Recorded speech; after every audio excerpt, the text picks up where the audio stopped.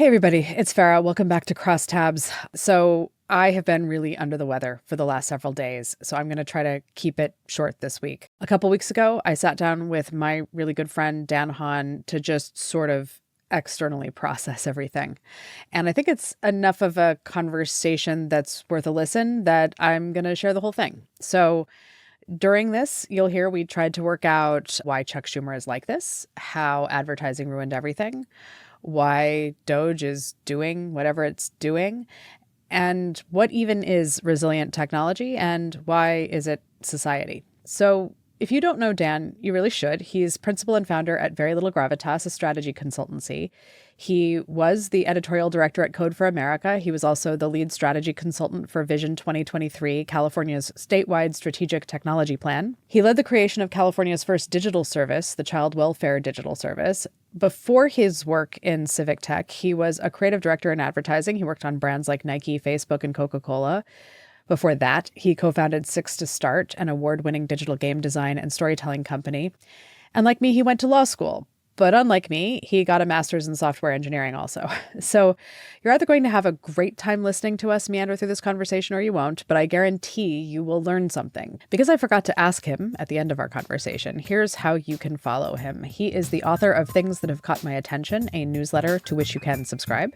He can be found online, for instance, on Blue Sky at danhahn.com or at his company's website, verylittlegravitas.com.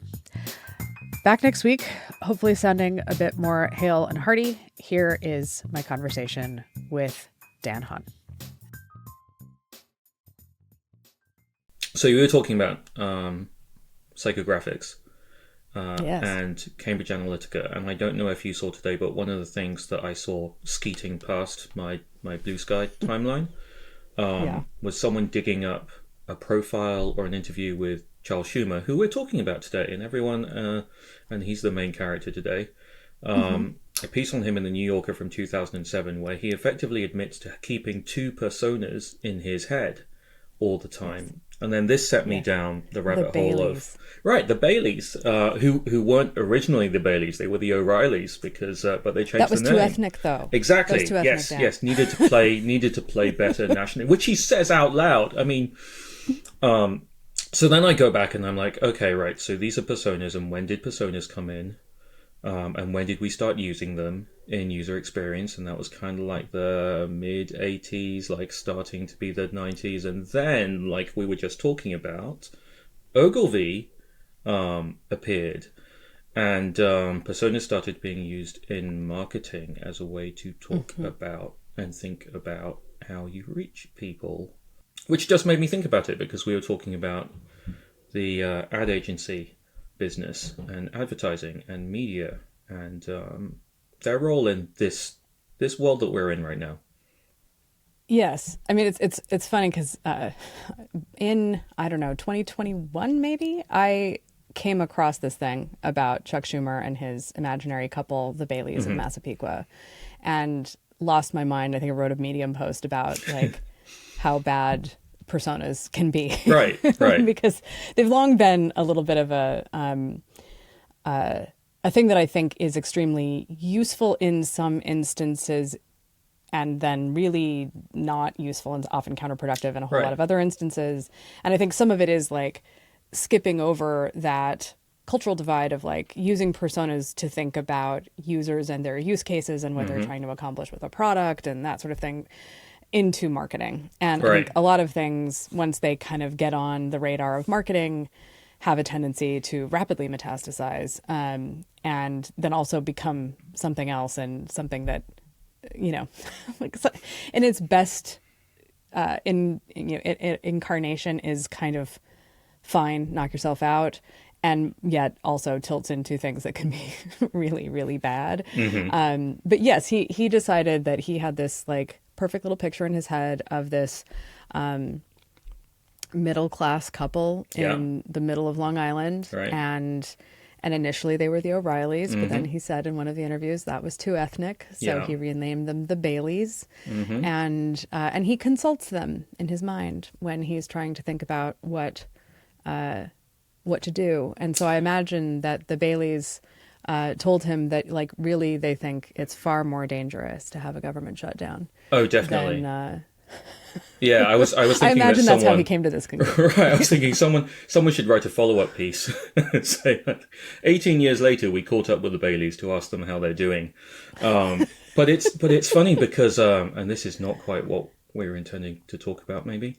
But these days you get people pitching you generative AI personas who you can talk to in lieu of doing market. So I bet someone has probably pitched him or one of his staffers. Someone's probably pitched one of his staffers. They don't need to live rent free in your head anymore. You can pay a subscription cost. You can pay. They're now a SaaS that you can use from your phone, and you can ask them anything.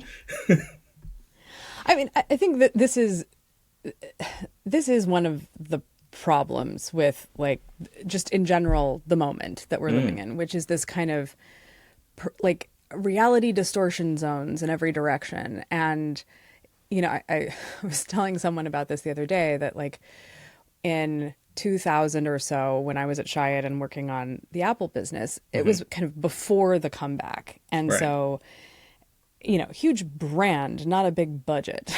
Yep. And so the media strategy was go big or don't go. That was the first thing. But the other thing was to maintain Steve Jobs's reality distortion field. And so we did things like buy all the outdoor we could between Palo Alto and Cupertino, so that on his drive to work in his unlicensed plated Mercedes, he would feel that like the whole world belonged to him. And then during Apple Expo in New York, we would do the same thing. We would buy all the outdoor from JFK to the Javits Center that we could get our hands on, so that every attendee, but especially him, would feel like, oh my God, we own this city. And like, now it's just that everywhere. And I talked to Renee DiResta this week, and that idea of like bespoke realities is just pinging around in my head at the moment, because I think every bad actor and even the stupid but well-intentioned ones, Senator Schumer, are in their own little bespoke realities. And it's just extremely funny that literally Chuck Schumer is multiple times over 15 years on the record in interviews talking about his constructed little bespoke reality, which is thinking about one couple in Massapequa and letting that stand in for all of the constituents of the great state of New York. Like, I mean, wow.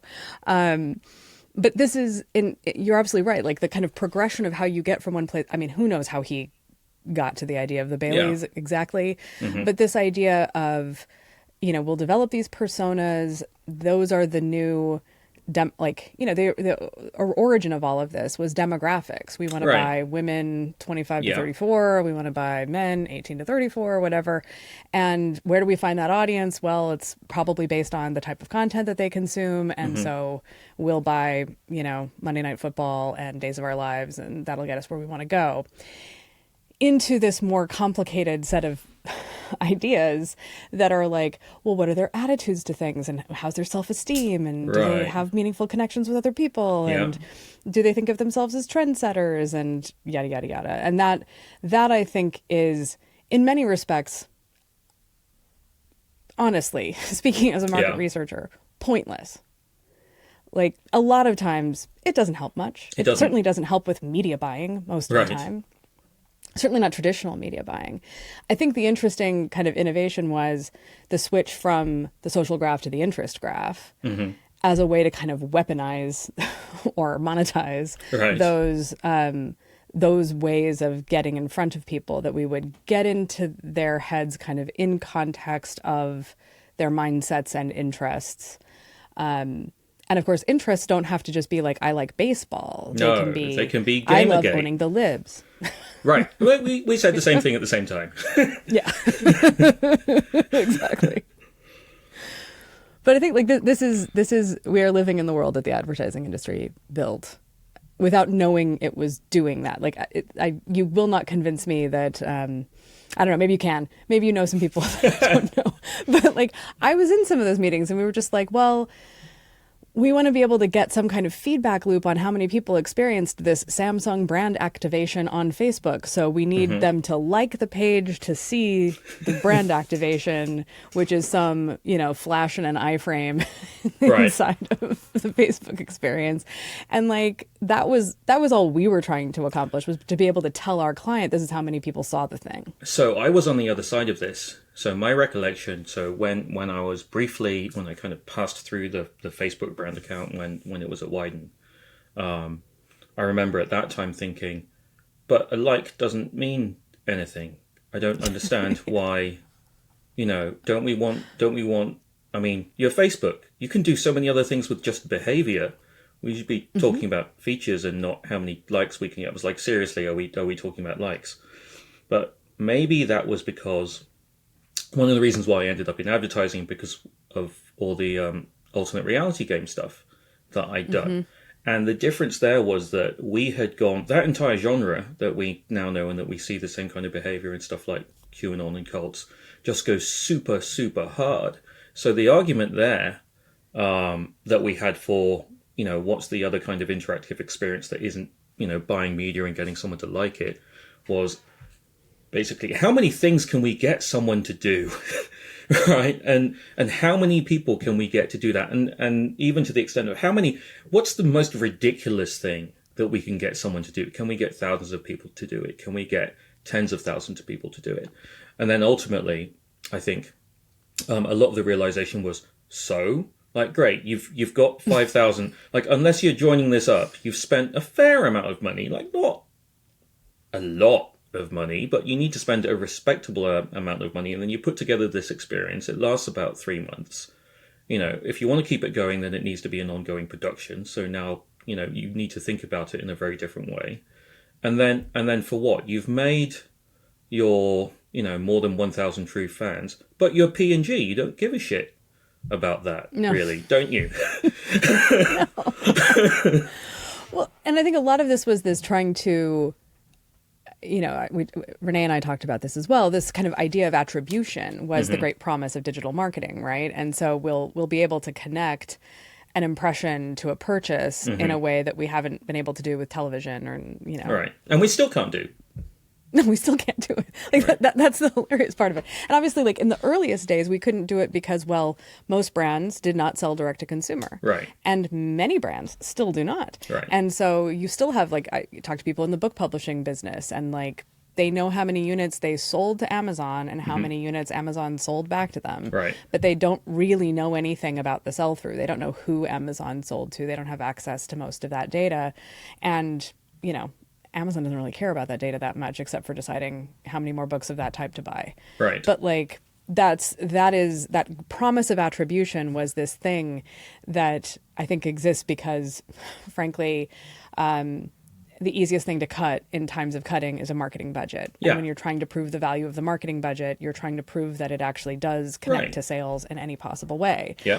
That was the promise, right? We never really got there, but we started to invent all of these other interim proxy metrics for engagement and interest and fandom and intent to purchase and whatever. And so, yeah, let's invent new behaviors to get to, like, no, these people really saw it.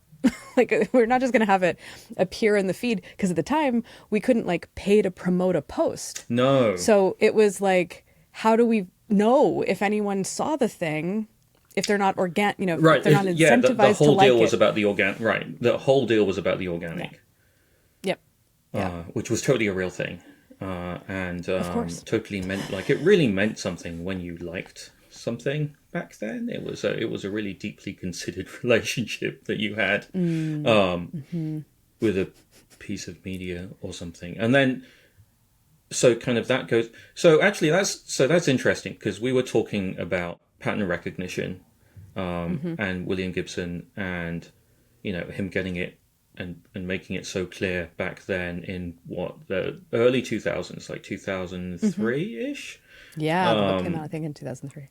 And that if you want to do that attribution, if advertisers have the money, are one of the agents in the world that have the money, or brands are one of the agents in the world that have the money and the desire to have that through line of, well, I showed you this thing and then you actually bought it. That way I can continue to spend hundreds of millions of dollars wherever, and we get to do our fun creative work. Then, of course, the flip side of that is we want to explain and we want to be able to point to the thing that justifies us locking you up. Or pointing out that even though you haven't broken any laws, we are justified in nearly extraordinarily renditioning you or hiding you in a nice facility until someone finds you. And that, because that was even before, that was about the same time as total information awareness. Yeah. I mean, it's even interesting in that book where they're trying to figure out who's making the footage. Yes. And at some point they realize, there's a code in the footage. And we have to figure out what the code is. Right. And then we can figure out where the code comes from. And it's this whole kind of discourse on steganography. Yeah. But it's really just analytics, right? The people making the footage embed this code in it to see how it spreads. And like that, I don't know. Reading it in 2003, I don't think it registered with me that the steganography thing was analytics. Right. And then I was reading it 2 weeks ago going, it's just complicated analytics. It's a cookie, right? It's like what happens when you have a whole bunch of people who still believe that, and they now literally have the cryptographic keys to run end to end, well, not necessarily end to end, but like materially end to end the way that government services are delivered. And primarily at the federal level, like, do we give you some money or not? There's a lot of pieces about this, and obviously this is why we convened to have this conversation, is this. There is the component part of, there's multiple component parts of the discourse around DOGE. And one obviously is them just like willy-nilly firing people and shutting off funding and turning it back on, hiring people back again, et cetera, which is a entirely predictable set of activities given Elon Musk's past behavior in his own companies. He has wholesale fired like the charging station team. The charging station team, right? And then brought them back. And then gone, oops. Yeah. Yeah, exactly. So this man is not rational. That's well established. But I think the other parts of this are certainly, I think there's kind of three things that stand out to me. And obviously we can talk about other things as you know more about civic tech development than I do, for sure, and program management than I do.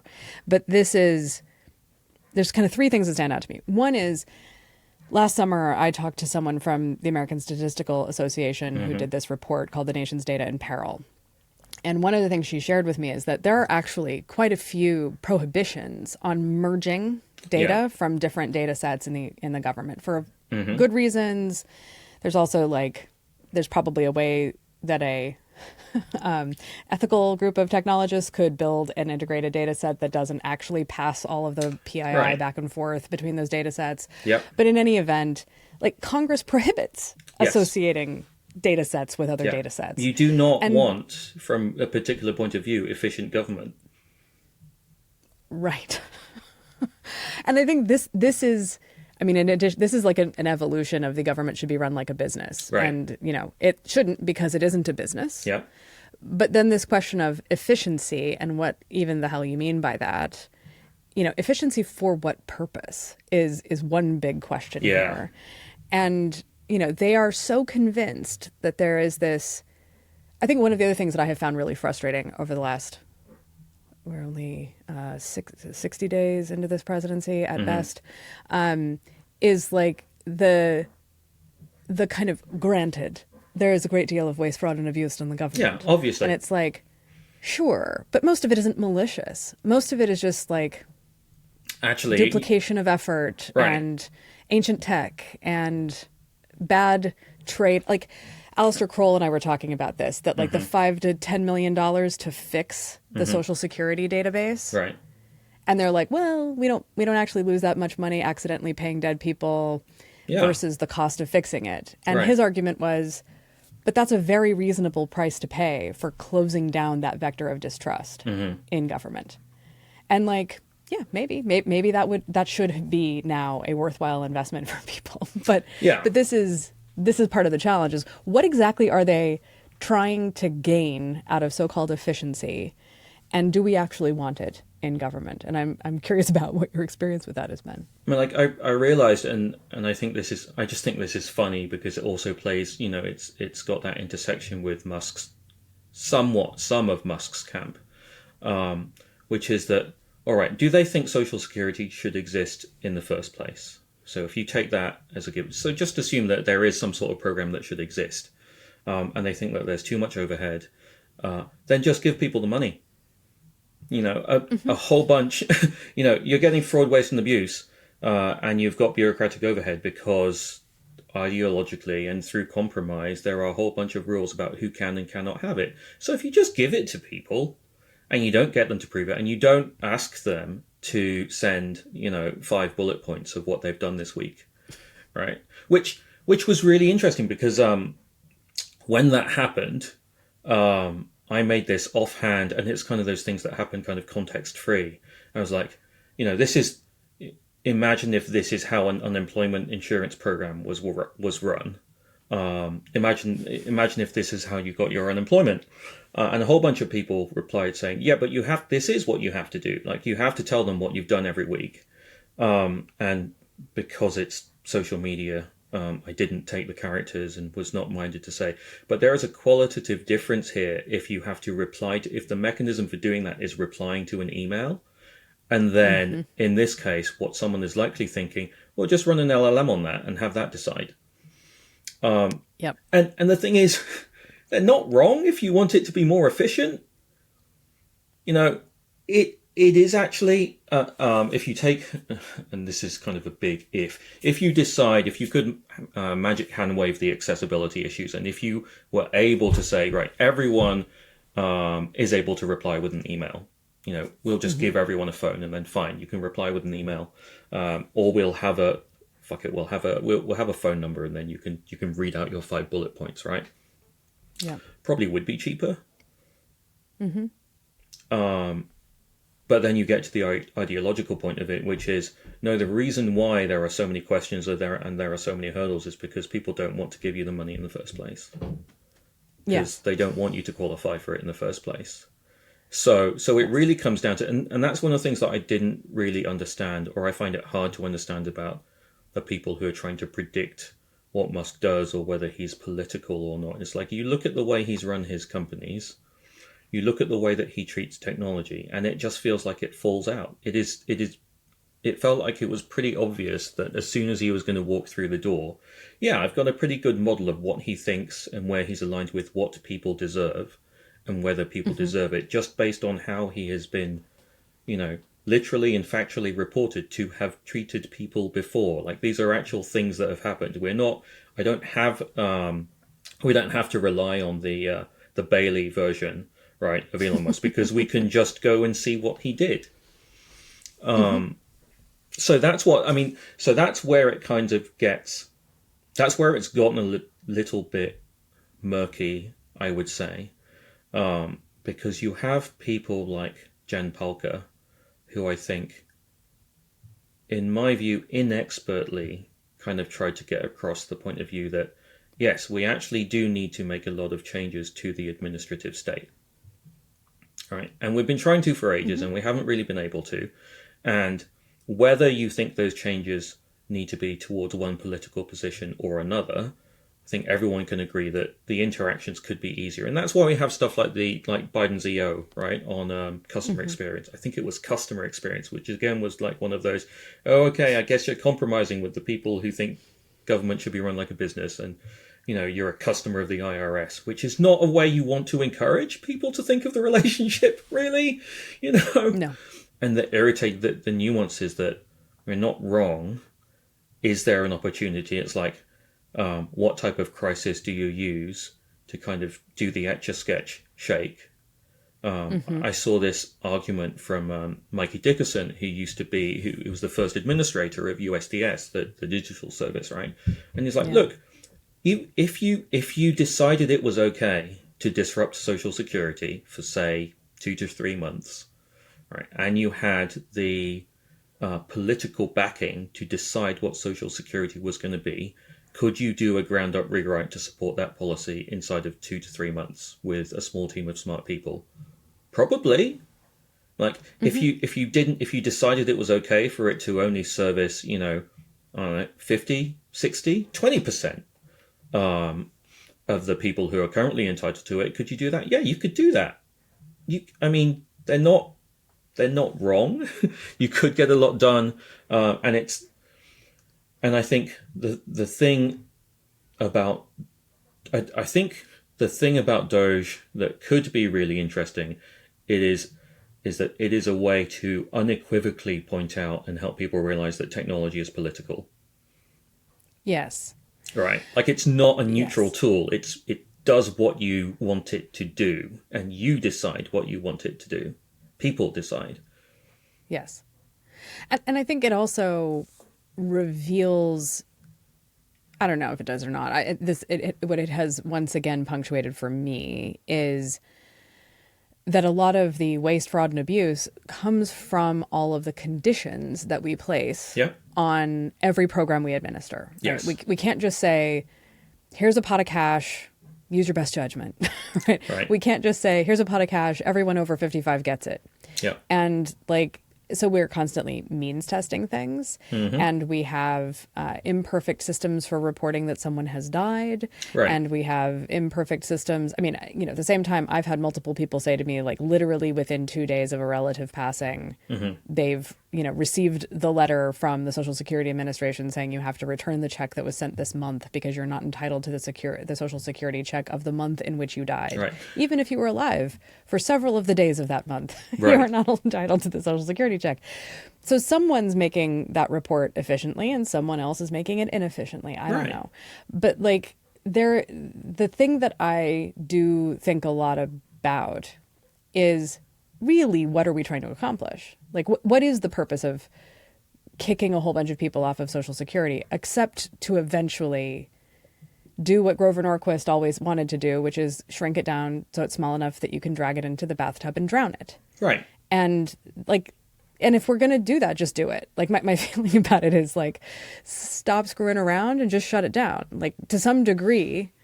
And I think this is my fundamental frustration with what's going on today with this vote over the CR. Right. Is, can we please understand what the actual battle is?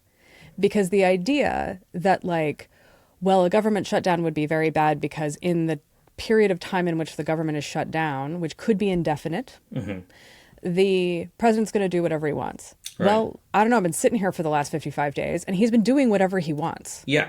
And so if we're going to get what's going to be the different result of, tell me what's going to be different. And so, wouldn't you rather be caught fighting against the authoritarianism than?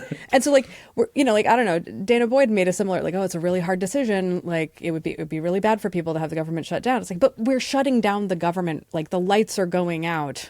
It's happening every day anyway. It's happening every,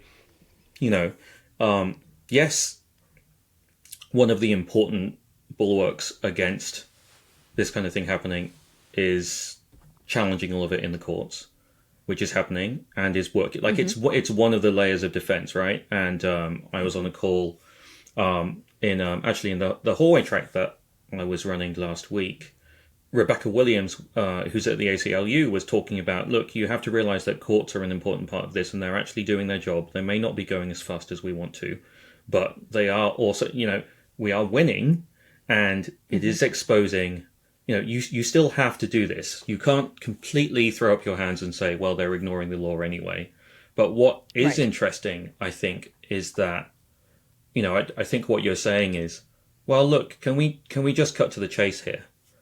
Do you just want to get rid of Social Security, but you're afraid of saying it? And then what we're learning is someone like Elon has definitely been in the position where he can just say whatever he wants and call someone a paedophile, and then it doesn't really matter to him at the end of the day. Like, for him, like, it really doesn't, like, but I really do think maybe one of the worst, most irritating things to happen to him was when a lawyer had to look at his tweets before he was allowed to post them. Like, out of every single thing, like, maybe second to that or maybe tied with that is his compensation package, right, at Tesla. Yes. But I do think the way that he talked about it was really, really fucking annoyed him that someone else was making a decision about whether he could post something or not, and that he had that kind of break put on him. But it feels like, well, okay, so you have this like tech principle, this Californian ideology principle. You get these smart people, and they try to figure out everything from first principles. So then I think, right? So then I think you already have a bunch of people who are empowered to go in and say, well, hold on a bit, right? Let's think about whether Social Security should exist in the first place, which is why I was saying before, I think there is some tiny, tiny sliver of overlap with the people who are, with all your effective altruists and all of your rationalists who are out there are saying, you know what, we should just have UBI. I don't think Elon is in the UBI camp because he's like, fuck people. Right. Why should they get anything? Tying that back, you have to answer. So she's kind of raising the question that we were talking about, which is, well, what is it for and what are you trying to achieve? And can we be honest about that? Which I think, at least in some way, what people have found refreshing, even when he is not actually being true or honest about it, is that Trump appears to be saying what he means and appears to be plain speaking. Even when he is lying, right? He is being plain speaking about his lies. Yes. Which is why I think, suddenly you have, because we've been talking about for a while now, this whole meme of, well, you're not supposed to say the quiet part out loud. The quiet parts have been getting increasingly loud. Like today, I think we've got Ken Paxton effectively saying, but why should the state have to follow the laws of the state's Supreme Court? Like, we shouldn't have to do that. That's not how government works. And that's pretty kind of saying the quiet part out loud. And I think part of where this ties back is that people are starting to realize that you just cannot and you do not run a modern administrative state with anything that you would like, any of the conveniences that you would like, or any safeties that you would like, without this giant technical infrastructure. And it goes all the way down to, if you want to, leaving aside the people who want to drink raw milk and get sick, if you don't want to have to worry, right? This whole thing about like, okay, well, the infrastructure means that you don't have to worry about a whole bunch of things. You don't have to research a whole bunch of things. You don't need to check which airline is the safest because you don't want it to explode or go on fire because you're able to trust that all of them are. Then that costs money. And one of the practical pieces of that entire kind of end-to-end journey is, can the people doing the lab test, are they allowed to buy more test tubes this month? Because if they don't have the money in their account, or if the giant ERP system that they're inevitably part of, or the CSVs that get uploaded over FTP to the federal agency or department that will then disperse the money every month or quarter or so on. Like if that doesn't happen, then practically speaking, they don't get more test tubes, and then we start progressively in different instances, right, grinding to a halt. And I was talking with a friend about this and wondering out loud, well, if the federal infrastructure disappears or if it breaks sufficiently, then how do states plan for that?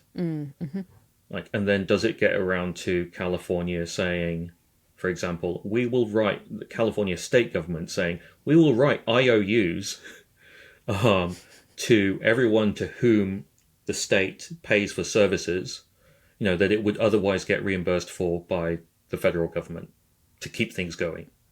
This is exactly the thing that I find, like even in the context of the universities. I was somebody in one of the skeets that went past my transom this morning was like, someone pointed out that Columbia University has like a $14.6 billion endowment. Right. And so the $400 million that has been yanked from them by the federal government ought not to matter very much. And the response was, that's not how endowments work. Right. And sadly, that's true. That like endowments are basically investment funds that are parked in a separate corporation, which then invests that money, and they use the returns on the investment to make annual disbursements back to the university. And those disbursements are earmarked for specific programs because the donor gets to decide what their endowment goes to. Right. But still, $14.6 billion endowment that had a 10% return last year. Mm-hmm. And the trustees could just decide to say... Right, I was going to say, and presumably... We'll take $1 billion. Right, it's governed by a trust, and then what people seem to be realizing is that you can just do what you want, really? Yes. Like, yes. It is very much, well, who's going to stop me? You're gonna sue me, so I might have to slow down a bit. But even then, I'm like, what we are literally finding out right now is... Yeah, it was a 5-4 judgment on should the United States have to pay people for things it has contracted for, right? And then I guess right now we're still finding out if they're actually going to do that. Yeah, I mean, you and I both went to law school, so we were inculcated with the idea that contracts, once signed and executed, with consideration and acceptance and four corners and all of that, was supposed to be. Like that's what that is then, unless it's an illegal contract. Right. And otherwise, and the reason for that, and then I get really, and I'm trying to remember, is because things just stop working. We don't get to trust each other. Right. And then pretty soon the kind of the, it's like, do you want to live in a world where you can trust that other people will do what you want them to do? So that you can get things done. And then at what point are you happy for that? Or at what point are you happy for that to break down? Or do you live in a world where enough billboards around you have been erected for you to think that doesn't really matter anymore? And it's, you were talking about that at the beginning, and I was thinking, okay, right, so the modern equivalent of that is you spend however many $100 millions, and you are now the main character on a social network that you bought. Mm-hmm. And you get to maintain or even increase what you believe your reality distortion field is until, I hope, it's when people were booing him that he got really, really scared, right? And when people started booing J.D. Vance, and it's like, well, it's not just everything that he's seeing, everything that you're seeing on Twitter or anything like that. But the point is that, and I remember this, you were talking about, we've both studied law. One of our first year subjects was administrative law, which is also constitutional law. And the thing that I remember getting hammered into us in the first year was, on the one hand, yes, we don't have a written constitution. Here's what that means. And here are the different things that constitute a constitution in England and Wales and the United Kingdom, and the differences between all them and what part is convention or not. And it was very much, and it's only because we agree to it. It's because we all agreed to it. And if you don't agree, if enough people just don't agree to it, then you have decided that you would prefer to live in a different world and not benefit from the one where people do agree to it. So I think this gets to a couple of things. One is, I think, the Columbia endowment example is one that I think, simply saying that's not how endowments work isn't a great answer. Are you literally saying that you would be happy to have an endowment corporation sitting there on $14 billion worth of money, while the Columbia University has to shrink its enrollment, lay people off, etc., because of a $400 million yank back of federal grants? This is a system, the endowment system effectively depends on the federal government actually paying for the day-to-day operations, at least in part, of Columbia University, because the endowment's not set up to do that. The endowment is a tax shelter for rich people. And so, that's the purpose of the endowment. It's not actually the proper functioning of Columbia University.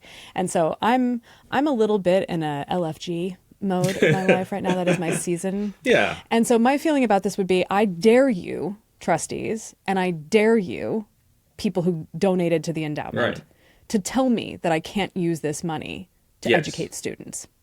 And to do necessary research. Right. I dare you to tell me that that's not what you believe in, that the only thing you believed in was getting your name on a building or on a chair or whatever. It's like, great, what? You have your name on the building and you have your name on the chair, but the building is closed now and nothing's happening in it, and there's no one in the chair. Yeah, exactly. So well done. Yes. I did have the thought that crossed my mind where there's some guy on the West Coast, or probably not on the West Coast, they probably moved to Texas, who's kind of putting up their hand and say, well, actually, smart contracts would have dealt with this. And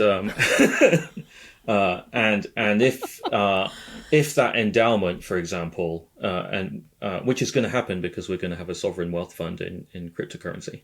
Yes. If that, it'll be called something like the Trump Sovereign Wealth Fund. By the way. Yeah. Because we're not even going to bother to. Yeah, we don't even have to go down that route. Pretend. I mean, he signed the checks, which is a thing that the Democrats should have done, but they wouldn't have done that. But okay, so maybe a way of looking at it is that you also ideologically have, people who've grown up with technology and are seduced isn't quite the right word, but there is a very powerful thing that happens when you type stuff into a keyboard and then things happen, like that. Like mm-hmm. I'm in charge. I wrote something down. Like it's the whole it's like magic. Mm-hmm. And then that gets faster and faster and faster, and it reaches out into the world. And then Mark Anderson gets to write a very influential op-ed about how it's eating everything. And I think it's like the technology is integral to the delivery, and because on the entire tech side of things, we've been all about get that loop shorter and tighter and faster, so that you see the effect of the thing. It is very much code lets you say the quiet thing out loud. Mm-hmm. Right. And for everyone who thinks, oh, yeah, right, we should just take laws and legislation and policy and then encode that in software, and they are stupid because you can't really do that. But on the other hand, you can if you make that reduction to the quiet thing out loud, and you don't want to, and you want to live in a world that is so much more predictable. Well, I think this, for a second, let's talk about smart contracts, because I think this is, essentially government constitutions, written or unwritten, are built on trust. Even, now I've forgotten what the opposite of common law is, the sort of European system where it's civil code. So civil code systems write down a lot more of their rules than common law systems do. We reason by analogy a lot. We set a lot of disputes in court, and we rely a lot on the concept of trust. But even in a civil code system, you still have to say, oh, I'm only allowed to cross the street in this direction with this number of sheep or whatever. Right. Like only these people can drive their sheep across London Bridge. Like that whatever those laws are, you still have to have people who are willing to say, yes, I consent to this system and this set of agreements here. And it's why smart contracts are nonsense, because people are still people in those contractual arrangements, and they can breach. And there is nothing automatic about software that makes me get into compliance. And so I guess in the context of transactions, yes, you could suck money out of my crypto wallet. Yes. But what if I took all my money out of the crypto wallet in violation of the contract? Now you can't get it. Good luck to you. Right. But I was literally told, 10 years ago by people working in crypto that the fundamental problem they thought they were solving, the first principal issue that they were dealing with, was the so-called problem of trust. Yes. And literally what they wanted to do was eliminate the need for trust in human interactions around anything. You would now be free to transact and interact with people that you had no reason to trust. And my reaction to that was, why would I want to? Except for crime. Yeah, sounds like a great way to do crimes. There's an aside here, which is, did you know that, so the French tax code is written in code as well. It's formally verifiable, it's open source, so you can go and there is I can't remember, there's there's either a machine language or there's a language that expresses the tax rules. I did not know in France, and just the way that you were saying that was, I wonder if that's a cultural thing to do with there being a civil code versus a common law government, and just say, well, you know what, we just do the work of writing things down, and then we are arranged around following the things that we have written down, and then doing it that way over time. The thing about smart contracts, I remember they were so excited about them. Like I was studying law in 2000, so people were really excited about them in their own way back then. But I think I remember something during one of the phases of blockchain where IBM or Musk were saying something that, this will be a great way for us to transport fruit or strawberries, because we'll have a cryptographically signed attestation at every single one of those points. I'm like, you mean, right, so at the sensor level, right? Like there's always going to be a gap here. It's like Cory Doctorow's DRM observation. It's like at some point there is going to be an interaction with the physical world, and you're just going to go and have to check and look, because you can lie. You could just lie. And I think it is funny, or like it's a hilarious blind spot for the people who think that smart contracts or blockchain, or who would say, you know what, we are going to programmatically deliver. We're just going to have our law as code implementation of whatever program. Like that actually significantly takes away your freedom. It significantly takes away your agency. It doesn't let you say, no, I don't want to. It is something that a whole bunch of software engineering zealots and people will be like, I imagine there's a whole bunch of DOGE people who will say, yeah, but I do want to run a different thing on my iPhone. I don't like that Apple doesn't let me do that. I do wish that I had another choice. And it's like, when you have an administrative state that's going to be running this way, then you won't. Really? Well, it also, I mean, this is the other thing that comes up in the context of lots of regulation with respect to these companies and large companies in general, which is that the bigger the company you are, the more lawyers you have, and the more kind of protective infrastructure you have, broadly speaking. And so, you think about something like, I'm a small business. I do business with Fortune 500s from time to time. They always dictate the payment terms. Oh, yeah. It doesn't matter how much I go back and forth with them about its 30-day payment terms, or you have to pay for the hard costs up front or whatever. We have to go back and forth about this. And inevitably, it means I have to alter certain things about the way that I build them. You want to wait 90 days to pay me? You're paying 100% upfront then. So that in 90 days I've got all the money and I'm not waiting 6 months to get paid. Yeah. But if you go to a smart contract system, it seems to me that it just really privileges the most powerful economic actor. They get to decide the terms of the smart contract, and they just suck the money out of your account or transfer the money into your account when they want to. And the smaller actors have no real purchase for negotiating things or having a conversation about, well, okay, fine, I'll agree to your 60-day payment terms, but all of these pass-through costs, I can't go out of pocket because it's above a certain threshold. I need you to pay that faster. So how do we get that? Like all of that kind of human negotiation of human interactions, which is what business actually is, those go away. And I think that this is also part of, I don't want to give an angelic version of naivety here. I don't mean childlike wonder. I mean not very smart in a kind of commonsensical way. Naivety. Ignorant and non-curious. There you go. I think a lot of these people are coming into government and they see like, okay, there's a database, and are you still seeing me? Yes. Okay. I just got this like trying to reconnect to the internet thing, and I don't know if it's like it's me. It's definitely on my side because I had a weird outage the other day, but I think it's fine. It says we're still recording, so, and 99% uploading, so we're fine. Where was I? They come into the department. They see that there's a database or some software or some sort of payment system or whatever, and their answer is, aha, well, that software, we understand that, we will make this efficient, right? But efficient in the context of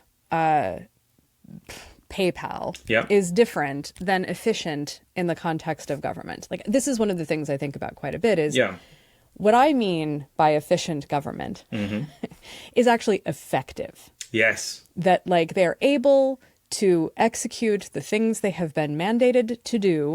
Yes. In a way that does not create a whole lot of mess. Right. That they're able to just do their jobs. That's what I want. They've been asked by Congress to do a thing. They should be able to go do it. Yeah. And their definition of efficiency seems to be shrink it, make it faster, make it lighter. Yeah. And certainly make it less expensive. Yes. And that's a different, like that is a set of values for that, you know, have some application in the context of government, but are not necessarily the prime values. Yeah. Like the most important thing about the Social Security Administration is its ability to get money to seniors, orphans, widows, disabled people. Yeah. That's all it's supposed to do. Right. And so that's the that's always been the amusing thing about, you know, I think you're using the right word when you talk about naivety, because it's, you get these people coming into government, and then they're going to be faced with that question, and they're going to have to answer it or figure out how to answer it. I get that. One of the things that I find really, really funny about the efficiency bit, and I'm just kind of waiting for the shoe to drop on it, is I bet that there are a whole bunch of people, and we've used this argument before in civic tech and gov tech. It's like you've got a giant mainframe running this, okay, but you can run it on a laptop these days. You know, the database is not actually that big. So it made a lot of sense at the time, right? But if you're paying this much for infrastructure, then, you know, if you are just looking at, you know, how much compute does it take to run this program, then, you know, you can legitimately say you could run it on this laptop. You've got a whole bunch of very smart people who think they're very smart people saying that, you know, we'll optimize this, you know, we don't need to, we can throw away all this other data. We can take a look at all of the conditionals here and so on, and then we can, you know, like we'll maybe even do a ground up rewrite, which you should never do. So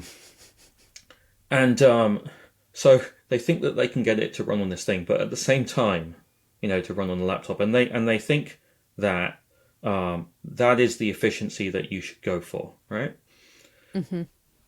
But then you've also got Salesforce coming in saying, but this is also the most efficient way.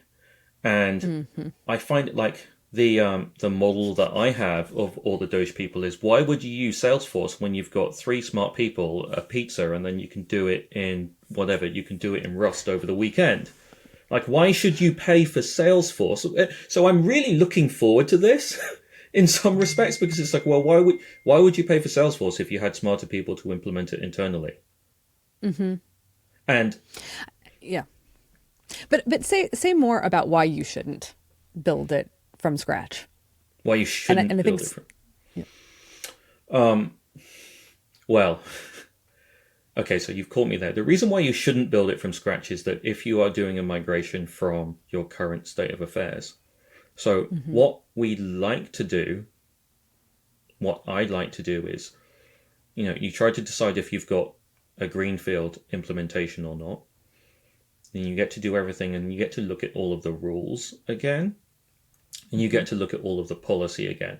But the thing is, in practice, you never start with a clean slate, because you have all of the policy and all of the program rules that have accreted over however many decades. So you will never, ever, in the realm of government, unless you have, and I think even in the case, even if you have, at some level of the stack, you think you've got a clean slate, you still need to interface with another system that isn't, right? You're never going to have something that is completely new in the same way that in, actually, not even in the same way that you might have in software engineering, because you might be saying, I'm going to write a web server from scratch. It's going to be the best one ever. And then you start figuring out, wait, now I have to work with everything else and everything else's quirks.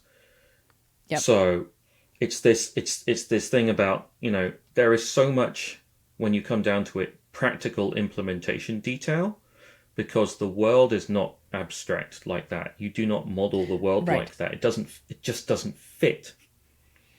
Yes, and this is why the first principles thing makes no sense. One of my first summer college jobs was as a temp at Intel, doing QA on a migration from mainframe to a general ledger system that was, just would run on a normal computer and operate in the cloud eventually. And, they did not take the mainframe offline. They built the GL over here, and then we ran the same data through it. And I spent hours a day in a conference room with a stack of, dot matrix, the green and white striped paper coming off the mainframe. And because that was the printer that was still connected to it. And then the output from the GL and making sure that the numbers on this side were the same as the numbers on that side. Yeah. But the thing we weren't doing was inventing accounting. No, which is what a lot of these people want to do. Because they're super smart and because their experience so far, very, very smart, and because their experience so far is that what can be so complicated about this? It is so simple because I've just looked at it. I don't get it. Like, you clearly are missing something because I have come over here and I have realized this. And that was one of the, DOGE could have sped run this if they listened to 18F and USDS, because one of the most irritating things from my point of view about 18F at the beginning was they did get, and it's not a surprise that they got a whole bunch of starry-eyed, savior technologists whose heart is in the right place and everything. And they did get a bad reputation for coming in and saying, this is really easy. How hard can this be? And they learned over time that things are actually quite difficult, and they learned how much more that you need to listen to people in programming, to people who've been around for a lot of time. One of the analogies that I've got is, and it's one of those like model is useful until it's not. But you can look at Microsoft as a government, and Microsoft's fanatical dedication to backward compatibility. Right. Yes. They spend so much time and effort to make sure that you can be on, and I think they've started to tweak it, but like you can be on the latest version of Windows and you can still run, I don't know, WordPerfect 5.1, and then you can print from it, or you can still run WordStar, right? And emulation helps with that. And they spent a lot of time and effort making sure that there's all of that legacy support that's built in. And then you have... And if you're wondering, audience, why you would want to do that, there are some law firms in your state run by geriatrics who do not want to migrate from WordPerfect. No, it is the thing that they still have to use. And then you have Apple's point of view, right, which is we will just deprecate stuff. We'll let you know when we're gonna do it, but it just won't work after that. And that is, it's like Apple will just get rid of the headphone jack and they'll say that it's courageous. Right? And that is, and then have to bring it back in the next iteration. And then maybe bring it back in the next iteration. Or the reason why Apple gets rid of Lightning, right, and then switches everything to USB-C is because they've been made to. Now, by Europe. Right, by Europe, which again is a bunch of people who are like, well, we'll just decide to. We'll just decide that we want that, whether they're doing that in a fully representative way or not. That's a different conversation. But the Microsoft deal is, they effectively, I think, also made a promise that your stuff will always work. And that is like, government doesn't work. Government works in the same way that Microsoft does, which is that your things still keep working. It costs more and more to keep them working. That is a cost-benefit issue over time, it's actually literally a positioning thing. Like Microsoft have made a promise to you that your stuff will keep working. Apple's deal is that we occasionally will throw stuff out because our deal is that whatever the thing it is, will just work. And sometimes for it to just work, we will just stop doing it the other way. Sucks because this way is better. Right. Which I hadn't really thought about it that way. Meanwhile, software developers have to develop for, Apple Silicon and Intel chips and whatever, because they're all still floating around out there. And so what's the Mac version of something? It's now two versions of a thing. So then if you want to get I'm just thinking about this out loud. Okay, so if your model of Microsoft, it doesn't. Now that I think about it, it's like it's not really coming up with anything new at all, because we know that Microsoft bent over backwards for backward compatibility and does everything that it can for it. And the whole Apple thing is Apple are a bit fascist. They just tell you how you're going to have it, and then you have it that way. And if we stop doing a thing, then you're not going to have it that way. And they both decided to compete on various aspects of that. And then what seems to be screwing them over, and what they both got existential about, was when the browser layer came in. And then, which is where Europe came in the case of iOS, and said, no, that's anti-competitive. You need to be able to have other browsers here. You need to have other browser engines here. You need to have another app store here. And where I was reading up again on the settlement agreement between Microsoft and the Department of Justice when they built Internet Explorer into everything. So my wild thinking out loud is, okay, then what's the browser moment for society and the interface between government and whatever the other thing is? If it's like... Yeah. I mean, it feels like we're careening towards it, right? We're careening towards this, like, well, we just don't have to, like, maybe the browser moment is literally saying the president's the king, and none of you have a say anymore. Right. And it doesn't have to be compatible with anything. And we can just decide that Greenland is now a colony, and we can decide that the entirety of Canada is a single state. Right. And we can decide that we're going to just cut off the District of Columbia's budget, and we're just unilaterally deciding stuff now. Right. And so it's not backwards compatible with everyone's expectations of how government works. And I think, when I asked you to have this conversation, I was thinking about like resilient technology. It didn't really occur to me till we were in this conversation that like actually government is resilient technology. Right. It's like it's the whole point. Like it's why we have it, is that it's supposed to be resilient so that we can trust, and we have a whole set of I'm fully aware that there's a whole bunch of sociologists and historians saying actually it's not really that easy, but in my naive reckoning out loud, it's okay, but the benefit of civil government and society is so that we don't have to worry about a whole bunch of this stuff, and we have agreed that we collectively benefit from it from this way, like as the saying goes, rather than all of like this is still the least shit way out of all the other ways. And it is, and honestly, like it does feel a bit like someone saying, is it though? Is it though? Because I'm the richest person in the world. And I disagree. Yes. And I want to see otherwise. Yeah.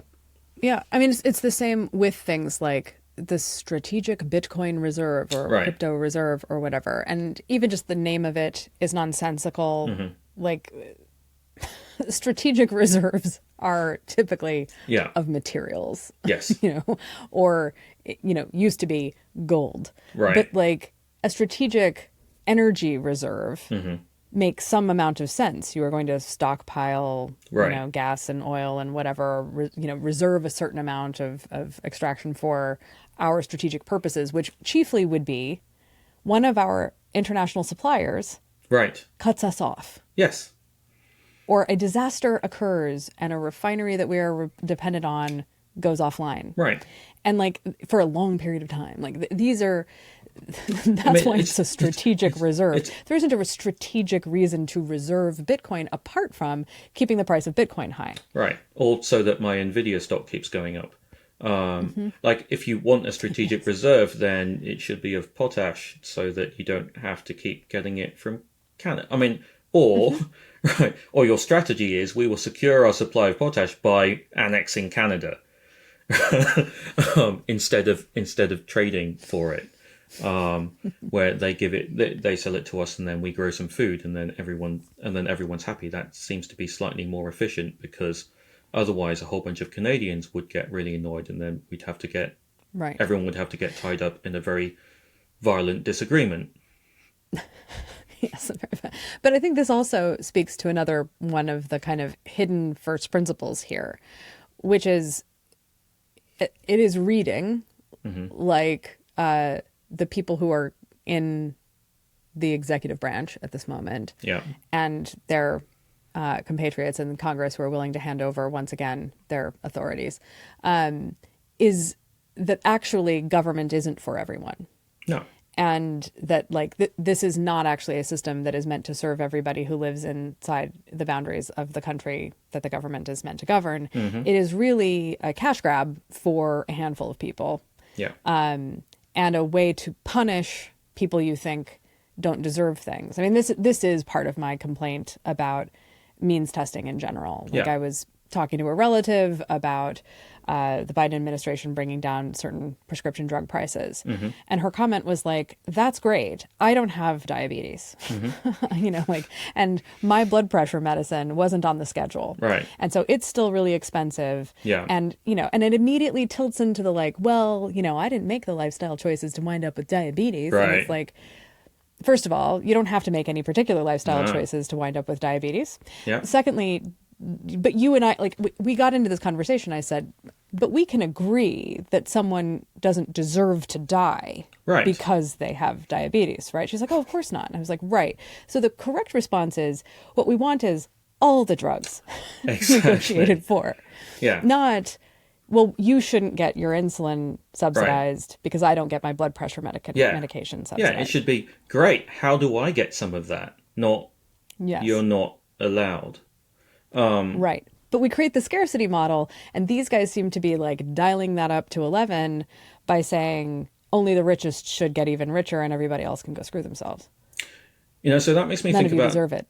Yeah, so that makes me think about a thing. I was in a conversation maybe a couple of weeks ago about the mindset of people who are affected. So you've got technology people who, I think, the population in general are starting to realize they are not just making, like, yes, they're going in because they're tech people and they know the computers and they want to use the computers to control things. But I think, like we're talking about before, it's very, very clear that these people are making policy decisions, right? Mm-hmm. So this is like now you understand what a product manager is. Like, they are making decisions about what the thing is and how it should work and what it is supposed to do. Right. And the environment that a lot of these people are coming from, the West Coast startup, Californian ideology environment, is that the places that have been successful, that have been the most successful, where they have had the most success, where they've attracted in theoretically in a competitive state, right? They've competed for the most users and they won. They competed for the most of the ad business and they won. And they're winning all of this money and all of these non-regretted minutes experienced, or whatever he's going to call it, this month. And the model for that has been essentially autocratic rule. Non-regretted minutes experienced as opposed to time well spent is hilarious. That's what... Yeah. I guess I don't regret it. Yeah. Okay. It didn't completely suck. Right. But the model of success, and I think the one that's been sought to be emulated, is I am the founder, or we are the founders who have the class of shares where we retain control at the board level. And because I am one person who gets to make that decision, and because I am insulated, and yes, I still need to cater to the market and so on, but Mark Zuckerberg has made very clear in his behavior how happy he is and how important it is to him that he retains the voting majority on the board of Facebook. Like and like we're talking about, I think the deal is Congress is like the board of Tesla. Congress is like the board of Facebook it's kind of working for us so far, and we don't even really feel like we've got the ability to go against this. Some of us have been appointed because we are friends, right? Because we have that kind of influence.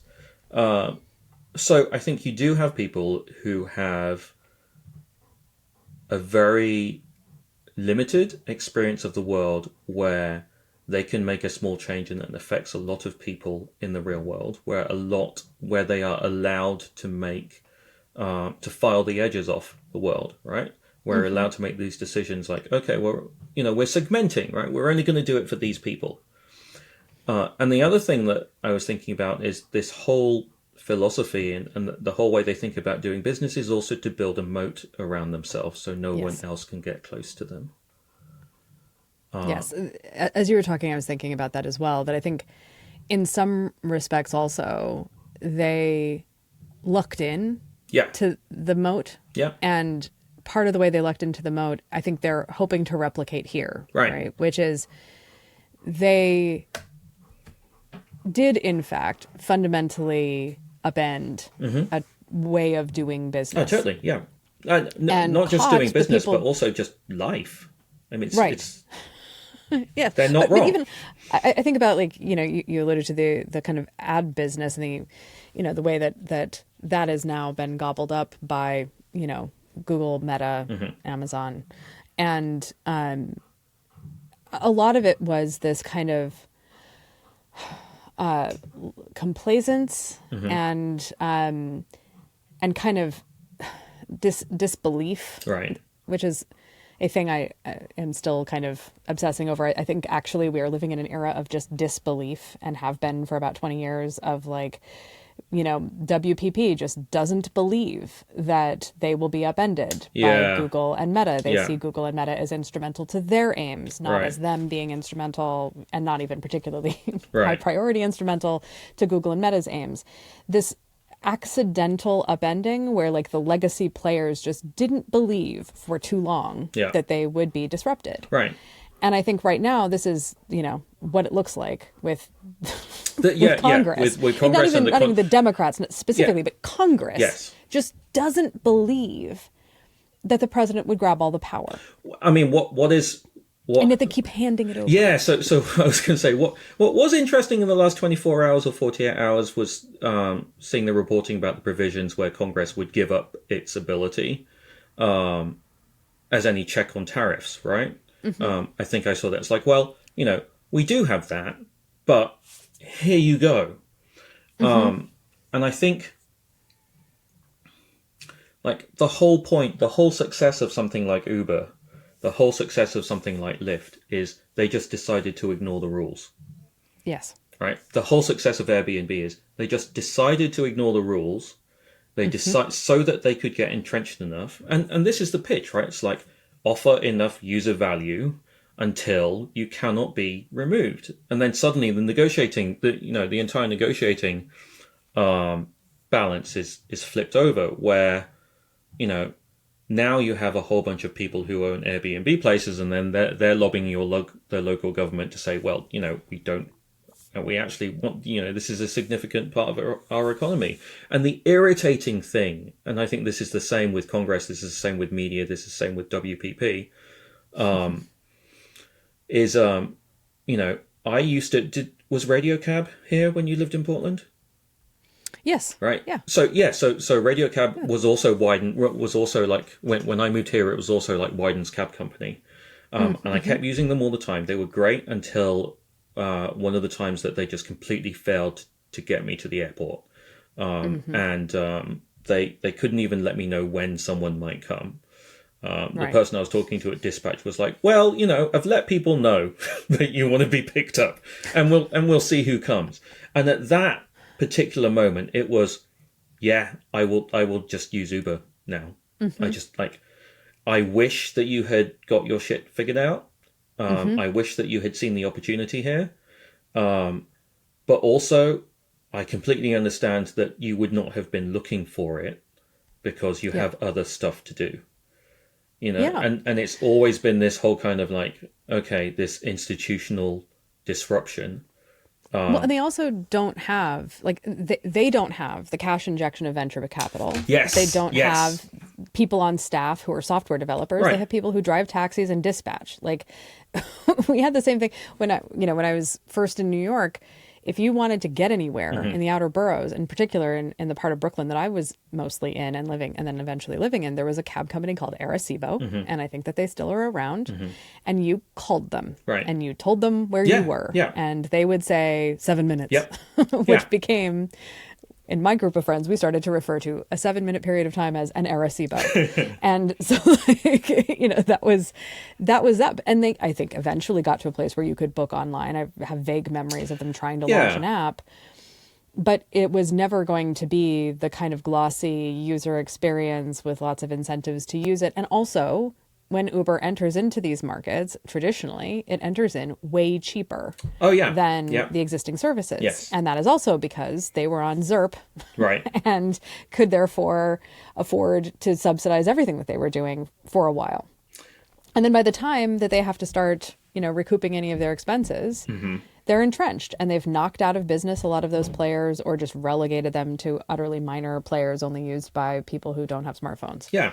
And that's great. And the problem is that no one, again, the early days of Uber, the conversation was who wants to get into a car with a stranger? Yeah. And of course, living in New York City, I was like, we do it all the time. Right.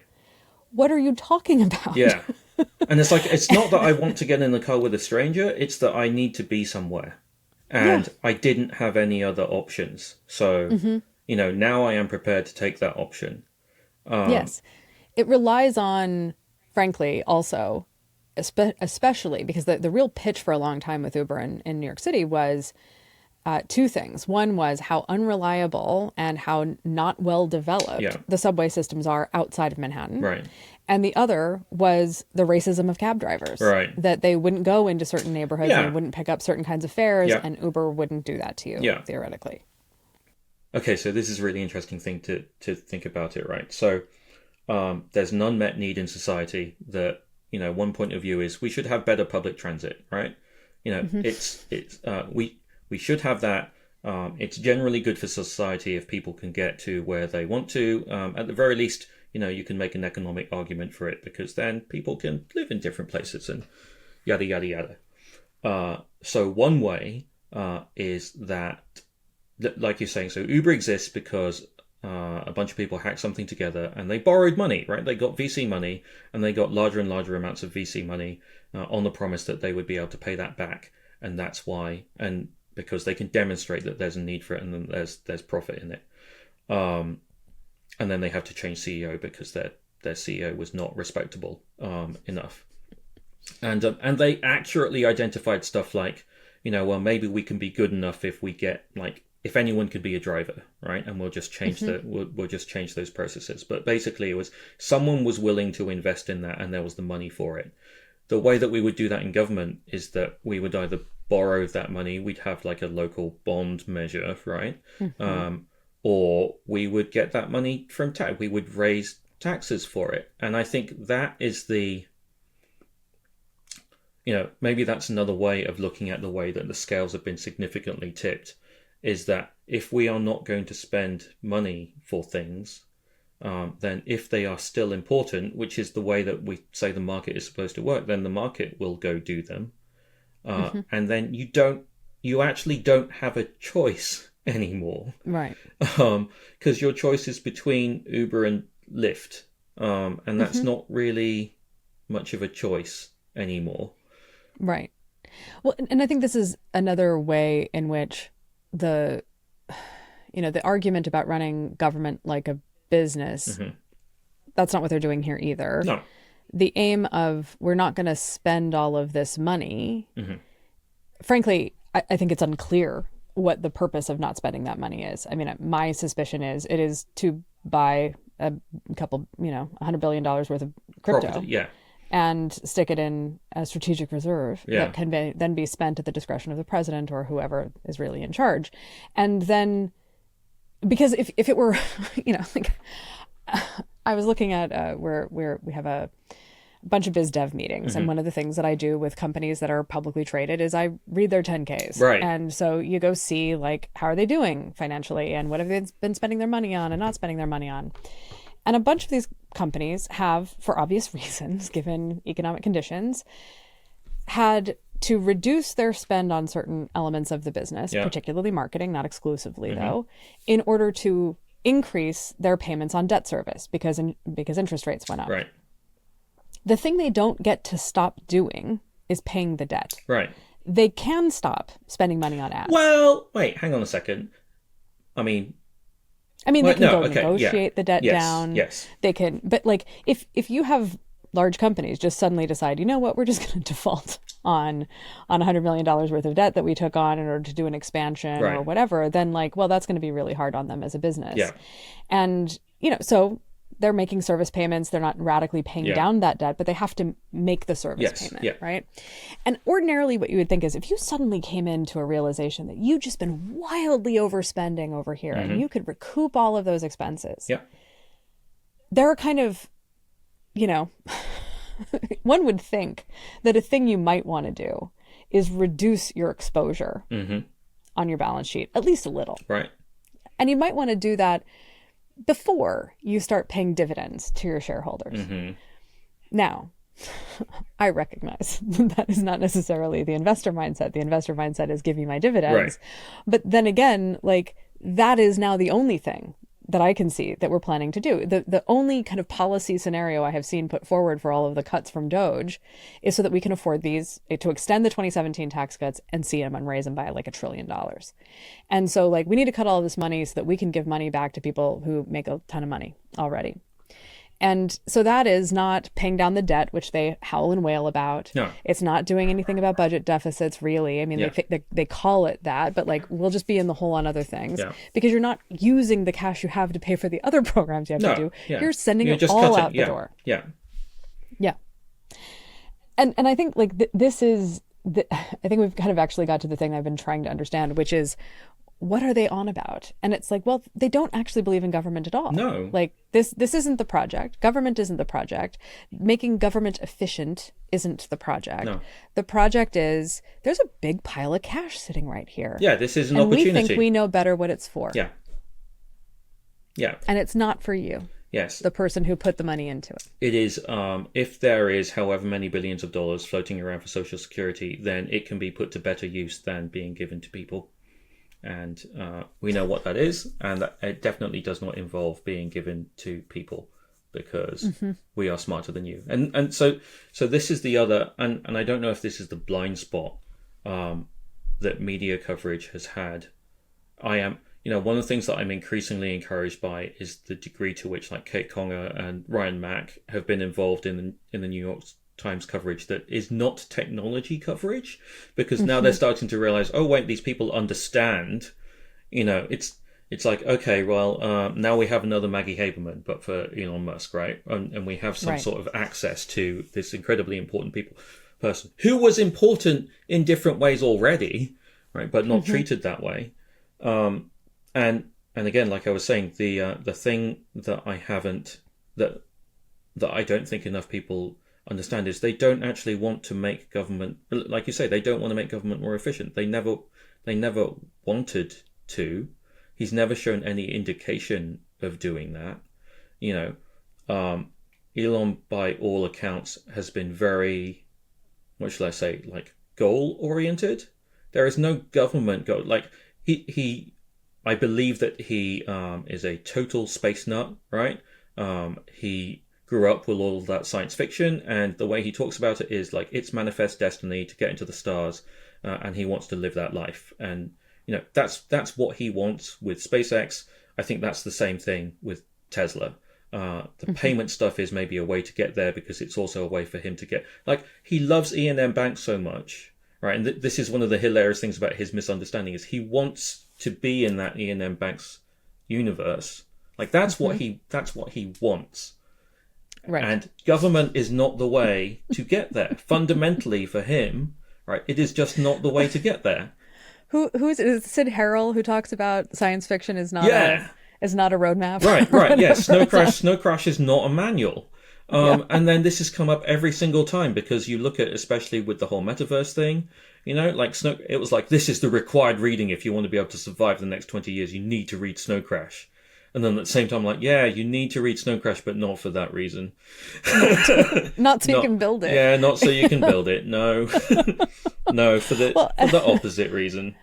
And I think that is also the kind of, to take it back to, before I think I hit record, we were talking about William Gibson's Blue Ant novels. And I think one of the things that would be interesting now is to write like, well, whatever happened to Hubertus Big End and Big Ant? Because I think either he was an investor in Facebook Yes. or he got, significantly cut down to size by Facebook. Is he Roger? Is he the equivalent of Roger McNamee? Oh, maybe. A bit. That's interesting. Like when you said investor, like he's the most artiest cultural person who was on, and who also turned. It was like, yeah, totally into Facebook, and then right around Cambridge Analytica was like, wait, what? I did not mean that. And then, interestingly, I think has just completely disappeared these days. Yeah, that's interesting because, during the first Trump administration, he had quite a bit to say. Yeah. About he and Big End bought an island and are frolicking there. I mean, I think this is just I realize that we've gone to like an hour and a half at this point, and my dog wants something. I don't know what it is.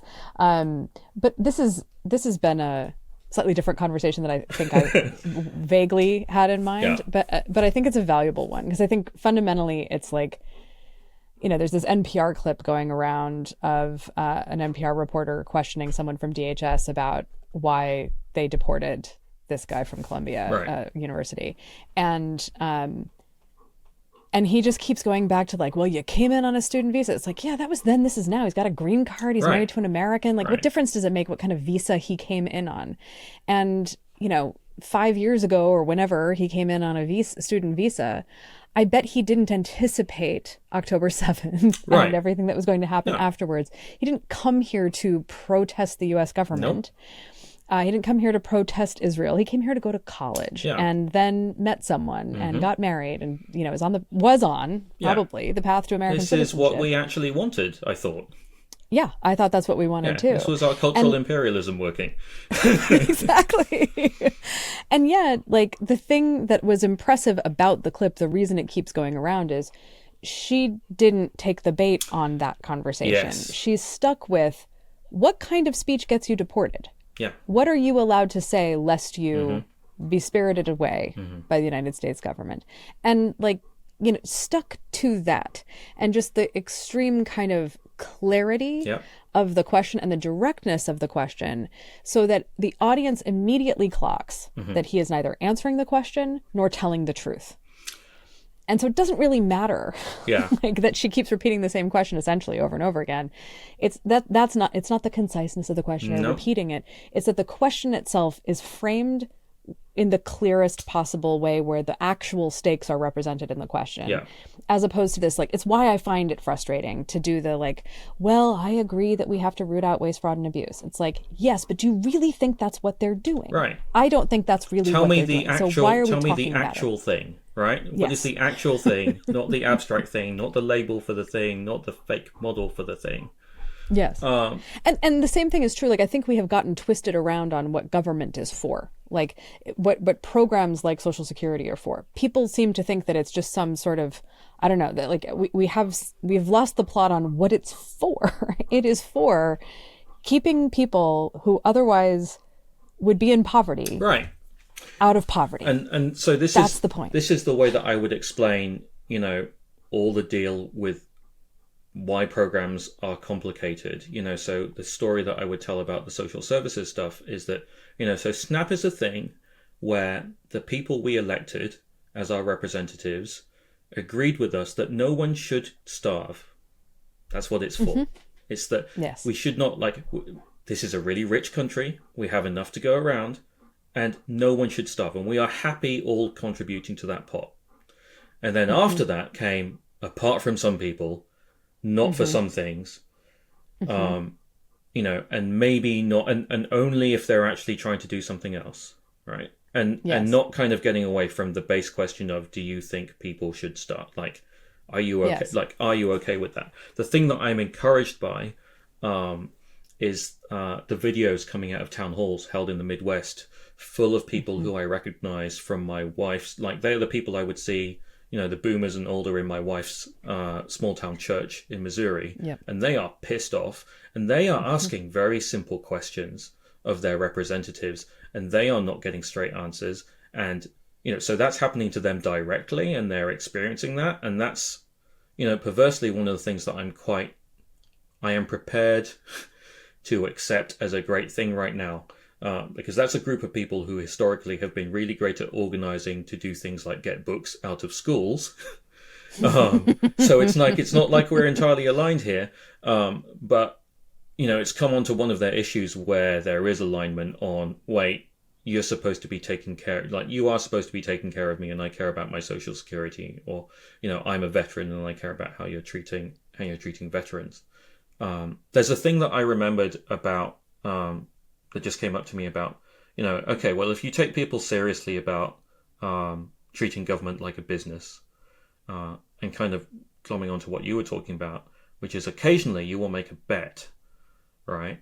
And occasionally you will decide to make an investment because you think it will pay off.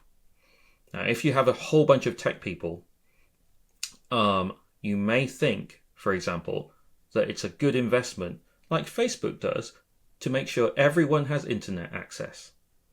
Because you want everyone to be able to use your stuff. You want everyone to be able to have a smartphone. You want all of that stuff. So you want, like, the FCC's E-rate program, right? You might think that there are better ways of getting the money. You might think that, all the hoops that we have, and I would agree here, it's like all the hoops that you have to be able to qualify for it, to qualify for a discounted device or qualify for discounted internet access, that you should just get it. It should just be a thing. Just give it to everyone. And then you have the whole conversation with the companies that are in the business of doing that, and then having to provide it, at a lower subsidized negotiated rate, or so on. But then I think that's the very clear question, which is, but you would do that if that was VC money, right? Like, you would do it if you could sew up a market, and Google and Facebook, totally, and they could couch it in whichever way that they wanted. But it's like, Africa, totally. Like, clean slate, yes. Everyone, internet access, not a problem. We will pay for that. Yes. So yeah, they'll do it if there's something in it for them. Right. They'll do it if it gets them to 5 billion users. They'll do it if it gets them into micropayments. They'll do it if it glosses over government relations for a place they want to put a data center. Right. Like, they'll do it. They'll do it all the time, but they won't do it through taxes. No. They won't just pay their taxes. No. And we can't just decide that the whole country should have high-speed internet. And I mean, I'll tell you, 2 years ago, we drove from New York to Portland in November, which is not a great time to drive across country. No. but we did it anyway. And I will tell you that, like, the second that we got out of, like, Pennsylvania, the like cellular network is fantastic across this country. Right. Yeah. But, like, in the Northeast, it's god awful. It is absolutely. I mean, we were like, "Whoa! Look at all this data!" Like, you can't get data up and down Long Island because of NIMBYism, right? And then because of QAnon, and so 5G is gonna, I don't know, give you brainworms or something. But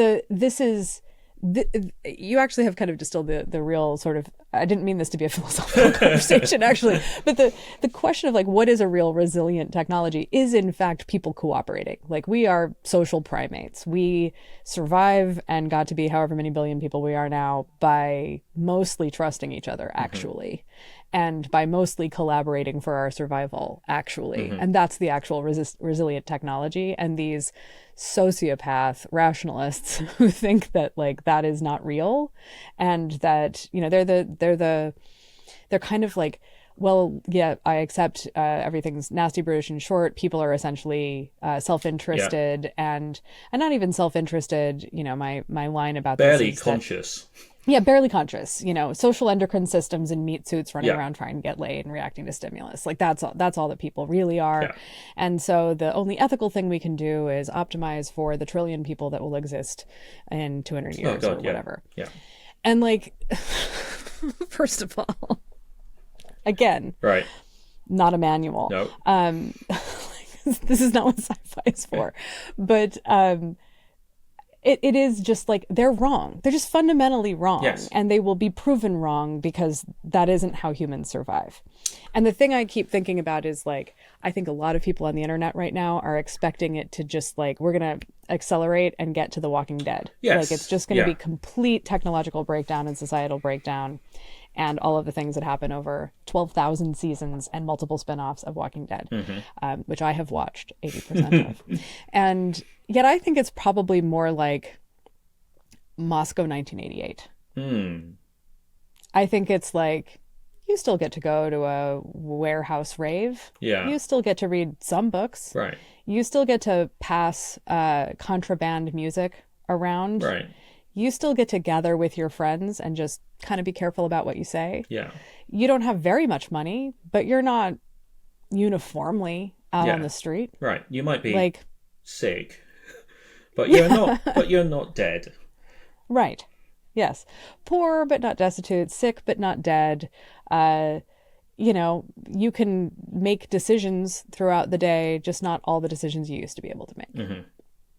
Like, it is taking the scarcity mindset and doubling down on it, as opposed to, you know, just complete societal collapse. That I don't. I mean, it's not that it's impossible, but it seems pretty unlikely in the near term. And so, in the near term, given everything that we kind of collectively, like, there are people alive today who, including myself, who remember the Soviet Union. Yeah. And like, you know, like, it is. It's been also my argument to people who are like, it's 1932, it's 1939, it's Germany, where the Democrats are Poland. And I'm like, that's not how that analogy works at all. The Democrats are like one district of Germany. Yeah. And yet, like, that's also part of why the analogy doesn't work, is there are pro-democracy people all over the country. Yes. There are pro-freedom people all over the country. Yes. They can't like pick one state, topple it, and call, you know, Article 48 or whatever it was, and that's the end of it. Right. The other thing I say all the time about Americans is they are lazy, but not docile. Yes, and if you poke them with a stick, at some point they will. Right, they'll get a gun. It's like their tolerance. Right, so they will go full on French and set things on fire. Oh yeah, because they clearly do when their favorite sports team does a thing. Right, yes, especially in Philadelphia. Right, so there's clearly an activation energy threshold for going out into the street and setting things on fire. You know, and it's happened before, so that doesn't mean it can't. That doesn't mean it can't happen again. I think it's going to be so annoying going back to William Gibson again, because not to me. Feels He's like my spiritual advisor right now. It feels like I'm with you on the. It's not going to be a Walking Dead apocalyptic wasteland, but it might be the jackpot. But it will be the jackpot, which is, you know, if you're not in a place that had a climate disaster, then yes, it will be like 1988, right? But if you are, then that place isn't going to get better. Like, it's not going to get reconstructed, right? You are going to be left there, and you are going to be like a climate refugee, or you're going to be a vaccine refugee, right? Or you're going to be a We'll have so many exciting new kinds of things that you can be a refugee of or from. But I do think, because when you're talking about resilience, it's like very jackpotty, because it's very unevenly distributed. Although, you know, it's climate change, so we can make pretty good guesses about where it's going to get hit first. It's true, yeah. But I do think it's the there will definitely be some places that will be slightly more comfortable than others. And it will be easier for it's just like, yes, you run it like a business and you decide to just move out of that market. Like, we'll just move out of Florida. Insurance just won't touch Florida anymore. The government just won't touch Florida anymore. You know, DeSantis is on his own because we don't want to put more money after that. And anyway, you know, you should vote with your feet. So just go move somewhere else. If there is money in Florida, then someone will go invest money in Florida. But the government's not going to do that. Yep. Privatize Florida. Yes. Yeah. Which is, you know, I guess Disney wanted to do that anyway, so. I mean, this is where, once again, and I actually sent him an email with no expectation of receiving a reply, but I sent an email to Max Berry, who wrote Jennifer Government. So good. Did you read his... like, I haven't read the latest things. Lexicon is amazing. Oh, is it? Yeah, because it's full-on linguistics. Oh, that's interesting. Yeah, so I think you'll like. But Max, Jennifer Government is one of my favorite. It's like a comfort read.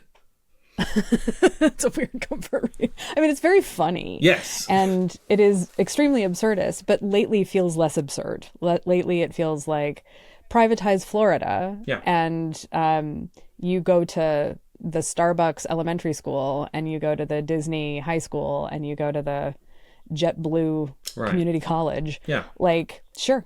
Like, you know. Where else is it going to come from? Right. I mean, and this, you know, the I suppose the counter response is, well, somehow, magically, the people of Florida who remain in Florida decide to go ahead and form a government and tax themselves again, as opposed to getting rid of all of their taxes.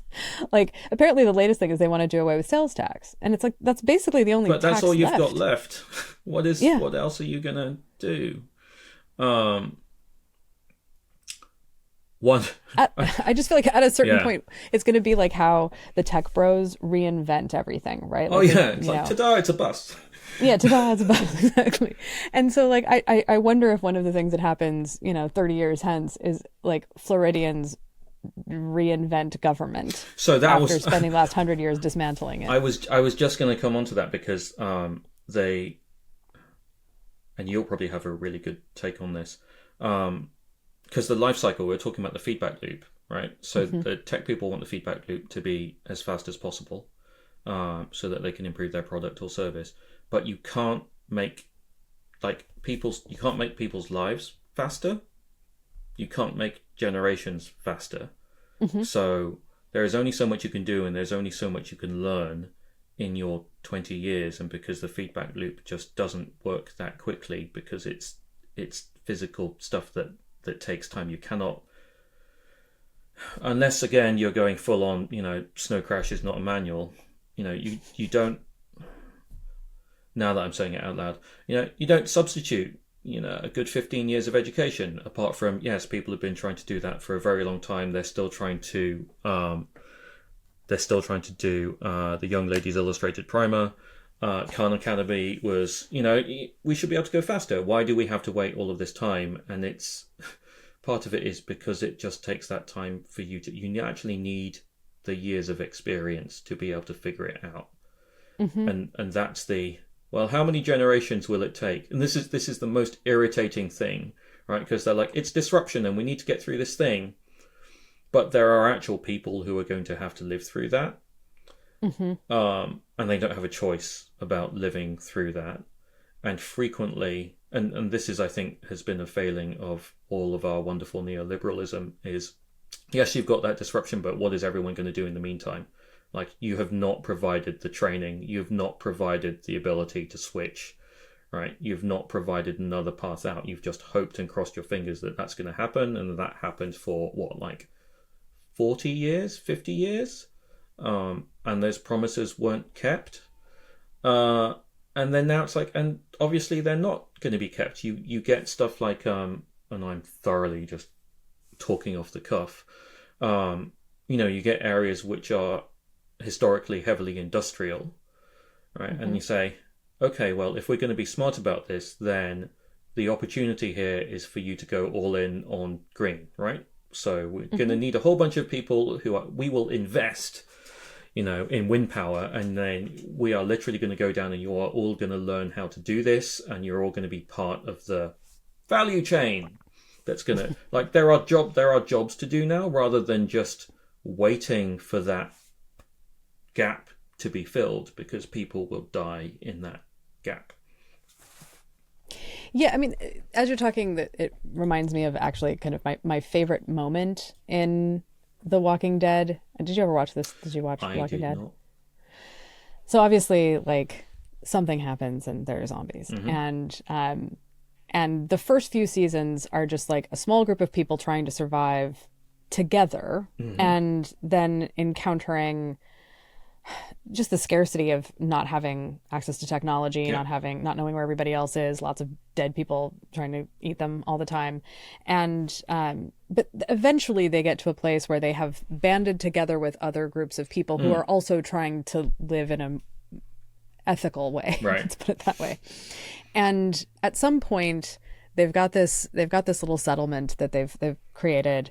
It's not really democratic, but ish. Right. And they encounter another group of people, and in exchange for, like, as part of a trade of goods, this other group of people, who's run by a woman as well, she gives them books Right. on, like, how to do agriculture, Yeah. how to build homes, Right. how to purify water, how to do all of this stuff.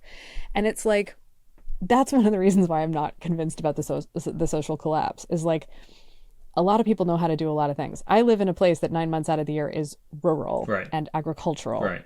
and tradesmen. And so I am surrounded by people who know how to do things. Like, it's not all Brooklyn hipsters who know how to maybe code, and that's about it. And crochet, it's like people could still learn how to do things before eHow and YouTube tutorials. Yes, and books still exist. But that still exist. It might be a little bit uncomfortable at first, but it turns out that if you've got no other options, you may be able to get over that hump. And that if you're asking someone and they teach you, then they are significantly more interactive than a YouTube video. And the comment section might be more useful than a YouTube video on how to do it. You can actually ask them questions and everything. So I am...